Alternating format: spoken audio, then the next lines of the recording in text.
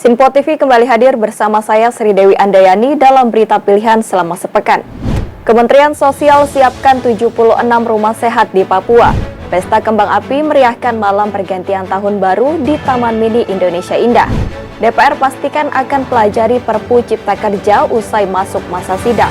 Awal tahun 2023 sejumlah harga kebutuhan pokok naik.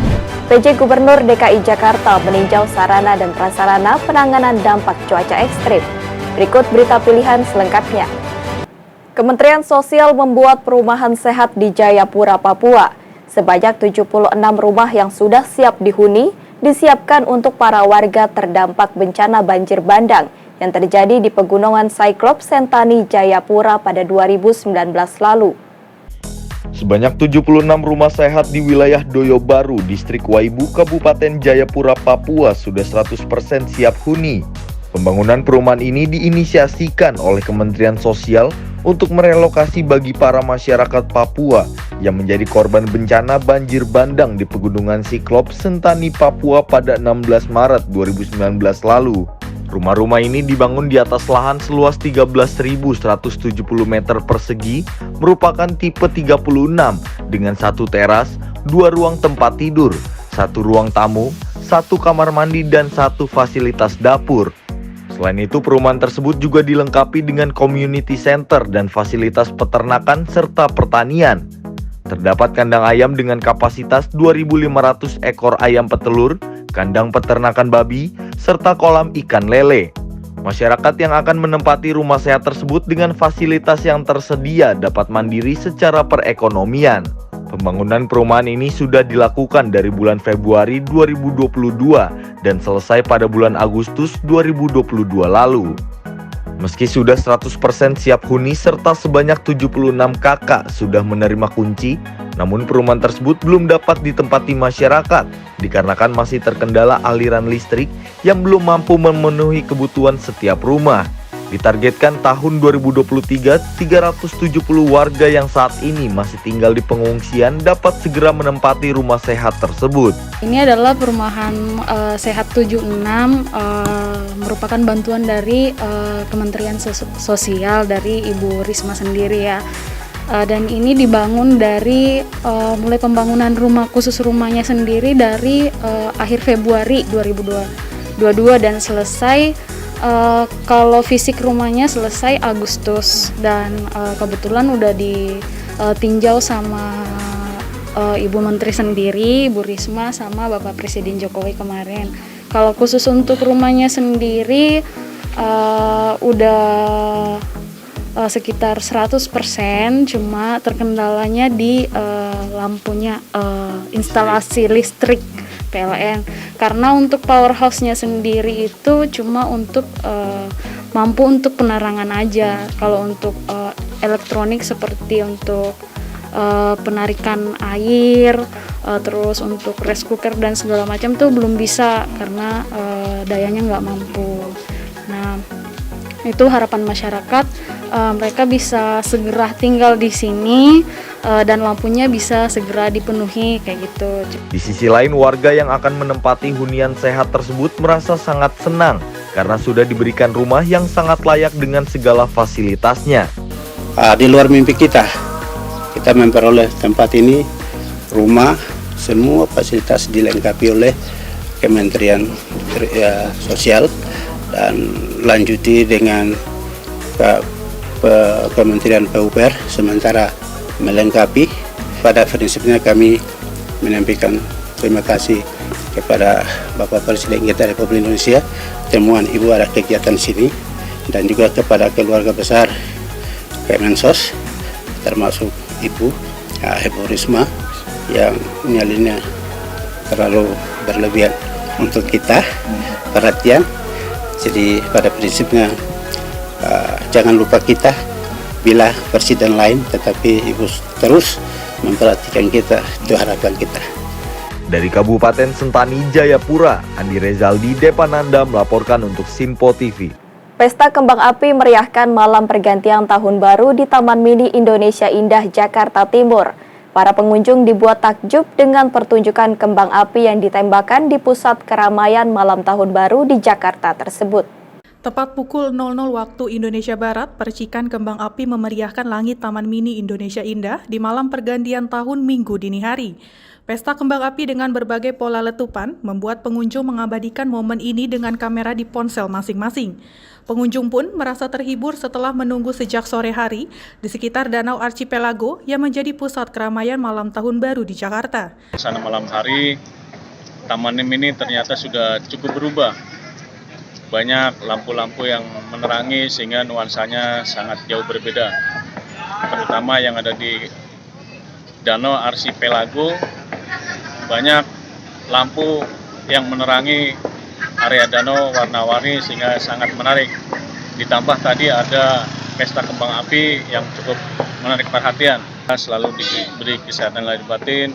Tahun 2023 akan semakin lebih baik lagi, perekonomian semakin tumbuh kembang, keamanan makin terjamin. Malam Tahun Baru 2023 di Taman Mini Indonesia Indah memang berbeda dari tahun-tahun sebelumnya setelah kawasan ini dilakukan revitalisasi.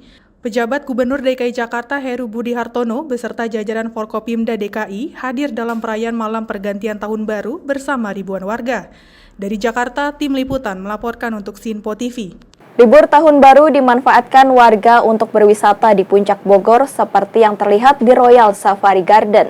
Lokasi ini menjadi tujuan wisata edukasi satwa bagi para pengunjung. Sejak libur Natal tahun 2022, objek wisata ini sudah ramai dikunjungi wisatawan. Sejumlah tempat wisata di kawasan Puncak mengalami kepadatan pengunjung sejak libur Natal 2022 hingga memasuki Tahun Baru 2023, salah satunya Royal Safari Garden di Cisarua, Kabupaten Bogor, Jawa Barat pada Minggu sore. Meski cuaca terlihat mendung, pengunjung tetap antusias untuk berwisata melihat koleksi satwa yang ada di Royal Safari Garden ini.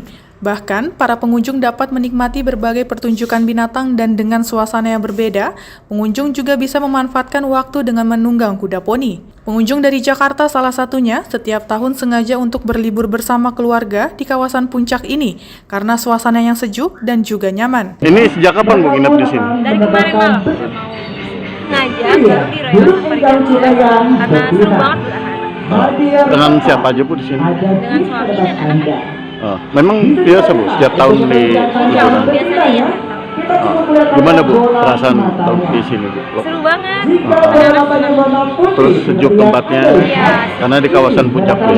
Nyaman. Bagi wisatawan yang hanya sekedar berkreasi di tempat ini tanpa menginap pun pengunjung sangat diperkenankan. Dari Bogor, Jawa Barat, Tim Liputan melaporkan untuk Sinpo TV. Menteri Pertahanan Prabowo Subianto gelar pertemuan internal bersama pejabat Menhan Eselon 1 dan 2 di Ruang Bhinneka Tunggal Ika Kemenhan Jakarta pada 2 Januari 2022. Dalam kesempatan tersebut, Pak Bowo menegaskan kembali terkait penguatan komando teritorial. Menteri Pertahanan Prabowo Subianto menggelar pertemuan internal bersama pejabat Menhan Eselon 1 dan 2 di Ruang Bhinneka Tunggal Ika Kementerian Pertahanan, Jakarta 2 Januari 2023. Dalam pertemuan tersebut, Menteri yang akrab disapa Pak Bowo ini menyampaikan kembali perihal penguatan komando teritorial yang berkedudukan sebagai ujung tombak Sishan Kamrata sebagai sistem ketahanan nasional Indonesia. Lebih lanjut, Pak Bowo menegaskan, demi mewujudkan hal tersebut, maka diperlukan pembangunan kekuatan teritorial mulai dari sisi Babinsa, Korem Koramil, Kodim Kodam, dan Kogapilhan. Saya kumpulkan Eselon 1-2 untuk yang utama adalah mengucapkan terima kasih atas pekerjaan saudara-saudara, dedikasi saudara-saudara selama ini. Sejak kita masih usia muda, kita memutuskan untuk mengabdi kepada negara dan bangsa. Terima kasih atas perhatianmu, selamat bekerja, selamat berjuang, selamat tahun baru. Mari kita berbuat yang terbaik untuk negara dan bangsa kita. Dari Jakarta, Tim Liputan melaporkan untuk Sinpo TV. Pimpinan DPR RI memastikan akan mempelajari dan membahas peraturan pemerintah pengganti Undang-Undang atau Perpu Nomor 2 Tahun 2022 tentang Cipta Kerja setelah memasuki masa sidang DPR RI. Pimpinan DPR RI memastikan akan mempelajari dan membahas peraturan pemerintah pengganti Undang-Undang atau Perpu Nomor 2 Tahun 2022 tentang Cipta Kerja setelah memasuki masa sidang. Hal tersebut disampaikan Wakil Ketua DPR RI Sufmi Dasko Ahmad kepada wartawan di Gedung Nusantara 3 Komplek Parlemen Senayan, Jakarta. Dasko mengungkapkan DPR akan membahas peraturan pemerintah pengganti undang-undang atau Perpu nomor 2 tahun 2022 tentang Cipta Kerja setelah masa reses berakhir, yakni pada 10 Januari 2023. Setelah DPR membuka masa sidang, selanjutnya DPR akan mempelajari isi Perpu Cipta Kerja dan membahasnya bersama dengan seluruh fraksi yang ada di DPR.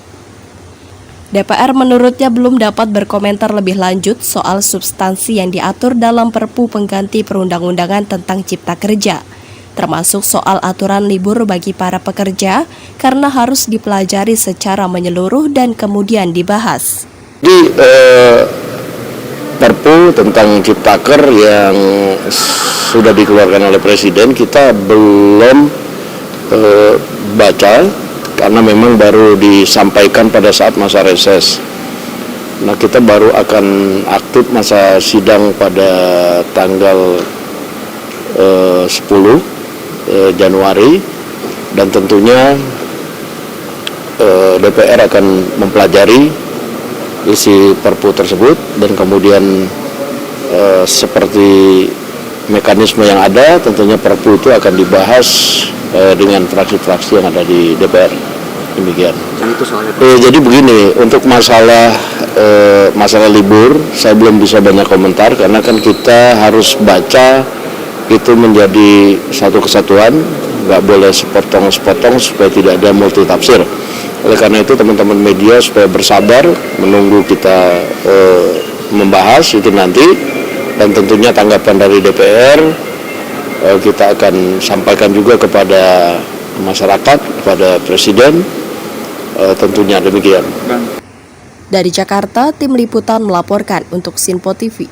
Sekjen PDI Perjuangan Hasto Kristianto menyampaikan perkembangan acara jelang hari ulang tahun ke-50 PDI Perjuangan yang akan berlangsung mulai dari tanggal 10 Januari hingga Mei 2023.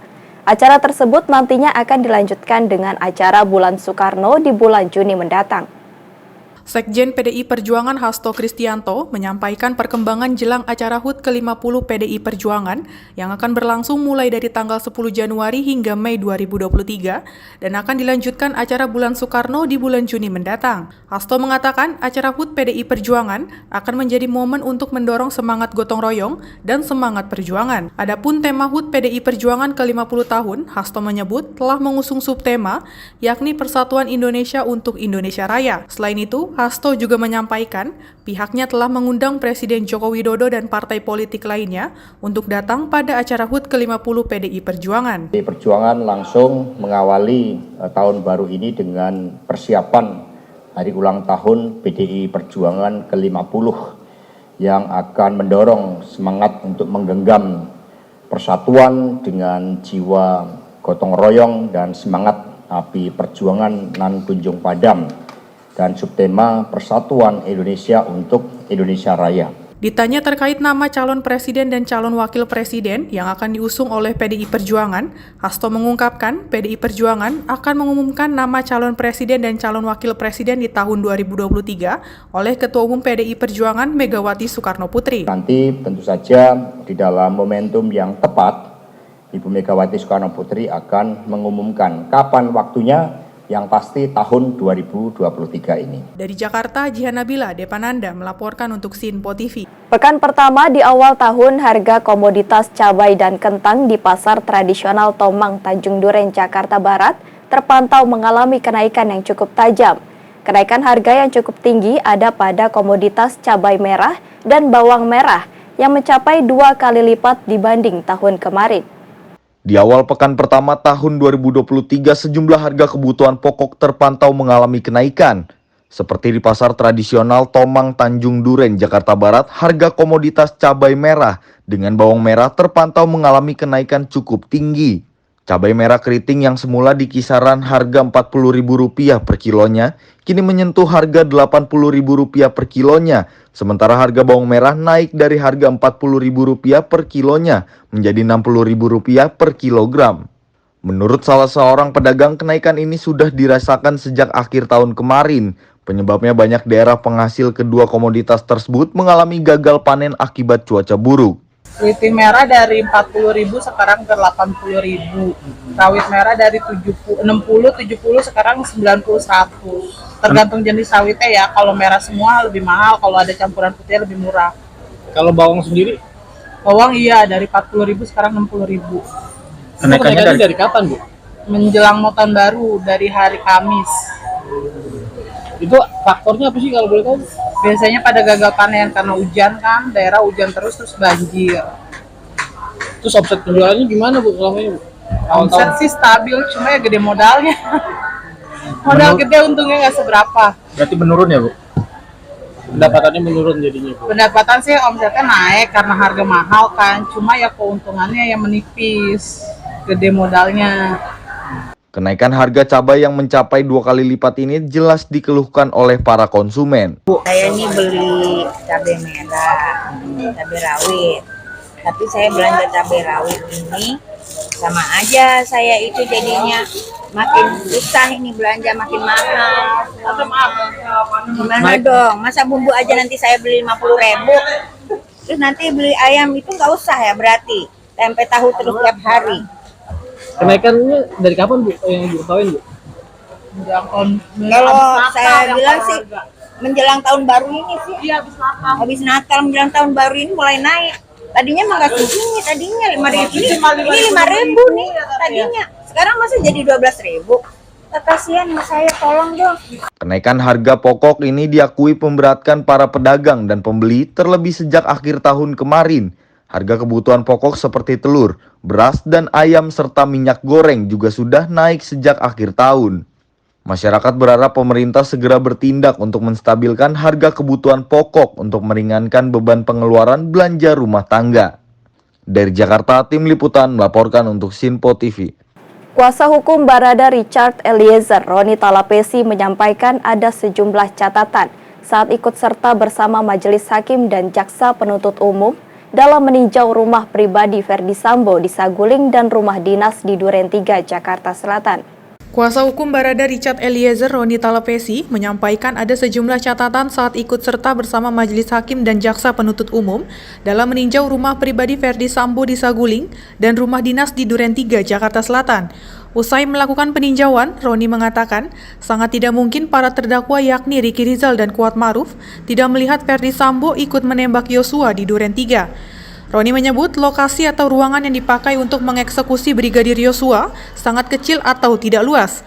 Selain itu, Roni juga menyampaikan terdapat CCTV di rumah pribadi Ferdi Sambo di Saguling yang terletak di lantai 2 dan lantai 3. Kami melihat bahwa ada beberapa catatan terkait rumah Saguling di mana yang menjadi sorotan kami ketika tidak ada CCTV lantai 2 dan lantai 3. Tadi Majelis Hakim sudah melihat secara langsung ya bahwa ada CCTV sebenarnya. Dan kedua, terkait yang ada di rumah Duren 3 ini menjelaskan posisi dari para terdakwa ketika terjadi penembakan di mana jaraknya sangat dekat. Ada salah satu terdakwa yang menyampaikan tidak melihat, menurut kami sangat tidak mungkin karena jaraknya sangat dekat. Dari Jakarta, Jihan Nabila, Galuh Anggara melaporkan untuk Sinpo TV. PJ Gubernur DKI Jakarta Rabu pagi meninjau 87 sarana dan prasarana tambahan yang akan digunakan untuk penanganan dampak cuaca ekstrim di Pul Alkas Dinas Bina Marga, Cakung, Jakarta Timur. Setibanya di Pul Alkal Dinas Bina Marga, Cakung, Jakarta Timur pada Rabu pagi, pejabat Gubernur DKI Jakarta langsung melihat serta mengecek 87 sarana dan prasarana tambahan baru yang akan digunakan untuk mempercepat penanganan dampak cuaca ekstrim di Jakarta. 87 sarana dan prasarana baru ini merupakan hasil pengadaan Dinas Bina Marga Pemprov DKI Jakarta tahun anggaran 2022. Setelah diserah terimakan seluruh sarana dan prasarana baru ini akan langsung disebar ke beberapa satuan tugas agar dapat langsung digunakan. Tadi barusan Pak Kepala Dinas menyampaikan laporan terkait dengan penambahan sarana prasarana di Bina Marga. Ada berapa tadi? Ada jackhammer, ada 15 item, termasuk juga ada mobil, kendaraan angkut, dan yang lain. Dan saya minta kepada Kepala Dinas langsung bekerja, bergerak, terutama tempat-tempat yang memang lokasinya sudah harus diperbaiki. Dan tadi ada yang kita coba apa itu namanya, itu yang baby roller itu langsung ke wilayah-wilayah dan langsung bekerja. Kira-kira itu pagi hari ini statement saya. Silahkan kalau ada pertanyaan. Tentunya BMKG sudah memperingatkan daerah-daerah yang di pesisir pantai, ada rilisnya itu. Nanti bisa dibaca lokasi-lokasi yang mana antara tanggal 3 sampai 10. Tentunya pemerintah daerah, saya himbau juga dengan masyarakat selalu membaca edaran atau himbauan BMKG. Terkait dengan kesiapannya tentunya kami sudah siap, ada beberapa pompa yang sudah standby. Nanti secara detail silahkan Pak Asbang. Pagi hari ini kita semua dapat hadir di tempat ini melaksanakan penyerahan peralatan dan kardio lapangan khusus dalam rangka kesiapan Dinas Bina Marga dalam menghadapi cuaca ekstrim. Adapun lokasi workshop unit peralatan dan perbakaran Bina Marga ini berada di Jalan Sejajar Tol Cakung Cilincing, Kelurahan Pulau Gebang, Cakung, Jakarta Timur, mempunyai luasan sekitar hampir 2,2 ya. Kemudian yang baru kita bebasin sekitar 1,8, jadi masih sekitar hampir 8 ribuan yang belum. Adapun data peralatan yang kita bagikan kepada dinas maupun suku dinas sebagai berikut.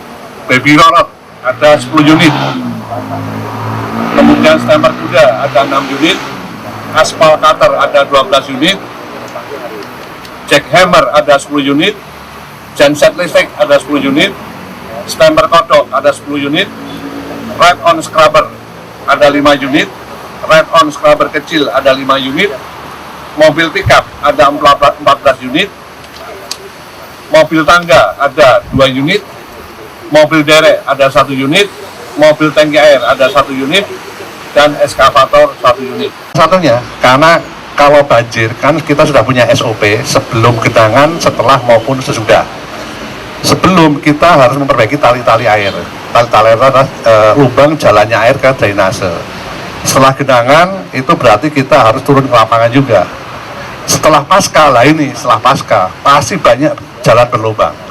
Baby roller, stemper kodok, aspal cutter semuanya turun ke jalan. Itu untuk membantu percepatan penanganan jalan-jalan yang berlubang tadi. Pak Kadis izin Pak. Kita dengan adanya SCUT ya, penanganan penurunan kabel udara ke bawah. Jadi besok ke depan 4-5 tahun namanya tiang listrik itu udah nggak ada selain tiang lampu. Jadi tiang PLN, tiang fiber optik semuanya kita cabutin. Semua kita pindahkan ke bawah. Jadi yang ada ya tiang lampu aja. Jadi namanya total nggak ada lagi gangguan masalah tiang-tiang itu. Kita mulai mencabutin semua, mulai dari Jakarta Selatan. Begitu total kita perbarui, kabel udara masuk ke bawah, tiang-tiang semuanya kita cabutin. Kita setiap bantu hampir 400 tiang kita cabutin tiap hari kita. Ya. Saat ini udah berapa persen Pak? Ya. Sudah berapa persen Pak penanganannya Pak? Kalau trotoar kita kan hampir revitalisasi baru 30%, otomatis baru 30%. Masih banyak PR kita. Makanya 4-5 tahun lah ke depan bersih. Ya. Pemprov DKI Jakarta juga menyatakan telah siap dalam upaya penanganan dampak cuaca ekstrim yang diprediksi akan terjadi. Dari Jakarta, Tim Liputan melaporkan untuk Simpo TV. Pimpinan DPR menilai peraturan pemerintah pengganti undang-undang atau Perpu tidak dapat dijadikan alasan untuk memakzulkan seorang presiden. Lantaran secara aturan, presiden diperbolehkan untuk menerbitkan Perpu dan terdapat jurisprudensi terkait hal tersebut. Pimpinan DPR RI memastikan akan mempelajari dan membahas peraturan pemerintah pengganti undang-undang atau Perpu nomor 2 tahun 2022 tentang Cipta Kerja setelah memasuki masa sidang. Hal tersebut disampaikan Wakil Ketua DPR RI Sufmi Dasko Ahmad kepada wartawan di Gedung Nusantara 3 Komplek Parlemen Senayan, Jakarta. Dasko mengungkapkan DPR akan membahas peraturan pemerintah pengganti undang-undang atau Perpu nomor 2 tahun 2022 tentang Cipta Kerja setelah masa reses berakhir, yakni pada 10 Januari 2023. Setelah DPR membuka masa sidang, selanjutnya DPR akan mempelajari isi Perpu Cipta Kerja dan membahasnya bersama dengan seluruh fraksi yang ada di DPR. DPR menurutnya belum dapat berkomentar lebih lanjut soal substansi yang diatur dalam Perpu pengganti perundang-undangan tentang Cipta Kerja. termasuk soal aturan libur bagi para pekerja karena harus dipelajari secara menyeluruh dan kemudian dibahas.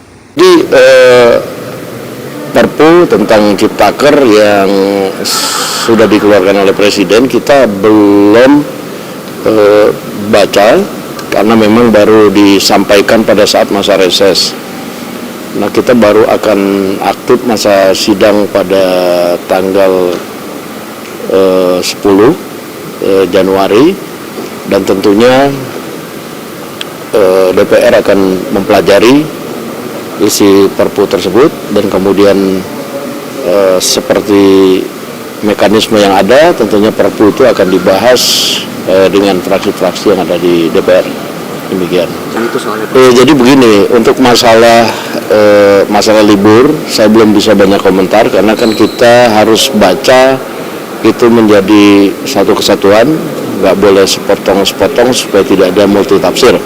Oleh karena itu teman-teman media supaya bersabar menunggu kita membahas itu nanti dan tentunya tanggapan dari DPR kita akan sampaikan juga kepada masyarakat, kepada Presiden. Tentunya demikian. Dari Jakarta, tim liputan melaporkan untuk Sinpo TV. Demikian berita pilihan selama sepekan kali ini. Tetap saksikan berita terkini di Sinpo TV, Sinpo ID, dan media sosial Sinpo lainnya. Saya Sri Dewi Andayani dan kru yang bertugas pamit undur diri. Selamat berakhir pekan dan sampai jumpa.